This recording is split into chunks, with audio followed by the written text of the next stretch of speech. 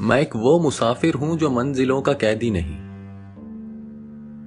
मुझे जो मिले वो मेरा हम सफर, और जो मुझे दिखे वही मेरा रास्ता। जो कहानियां मैं पढ़ूं फिर मैं उन्हीं का हिस्सा हूं। जो भी वादियां मैं सोचूं फिर मैं उन्हीं में बसता हूं। जहाज की उड़ान हो या सड़क का कोई मोड़, पगडंडियों पे फिसलते जूते हों या बसों में मिलते लोग, झीलों का नीला पानी, पहाड़ों से चिपके बादल, दरख्तों से लिपटी चांदनी, या सब खुद में समाता मेरा दिल। मैं एक वो मुसाफिर हूं जो मंजिलों का कैदी नहीं, और मेरे सफर का कोई नाम नहीं।